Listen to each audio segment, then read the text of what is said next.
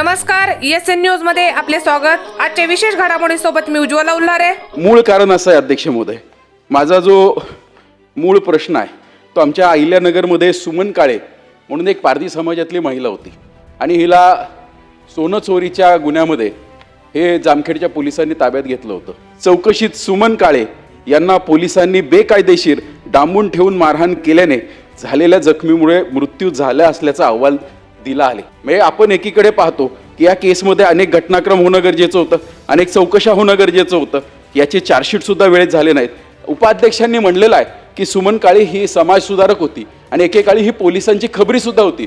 अध्यक्ष महोदय, तिला चुकीच्या केसमध्ये अडकवलं गेलं आणि तिचा कस्टडीमध्ये मृत्यू झाला। या तपासामध्ये तफावत दिसून येते। तेव्हा माझी अध्यक्ष महोदय आपल्या मार्फत सरकारला विनंती आहे की याचा फेर तपास होणं गरजेचं आहे। आमची विनंती एक आहे की हे केस एक लँडमार्क जजमेंट होऊ शकते, याच्यामुळे आमच्या पारधी समाजाला कुठेतरी न्याय अध्यक्ष महोदय मिळू शकतो। तेव्हा माझी आपल्या मार्फत सरकारला विनंती आहे की याचा फेर तपास SIT मार्फत व्हावा। अध्यक्ष महोदय, सन्मान्य सदस्य विक्रमजी पाचपुते यांनी उपस्थित केलेली लक्षवेधी अतिशय गंभीर आहे। सखोल चौकशी त्या ठिकाणी CIDच्या वतीनं करण्यात आली आणि संपूर्ण गुन्हेगारांना एकूण 6 जणांना अटक देखील करण्यात आलेली आहे।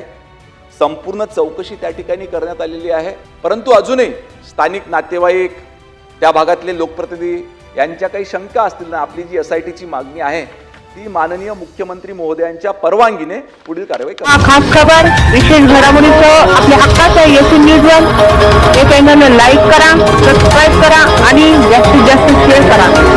प्रतिनिधी उज्ज्वला उल्हारे, ESN न्यूज, श्रीगोंदा।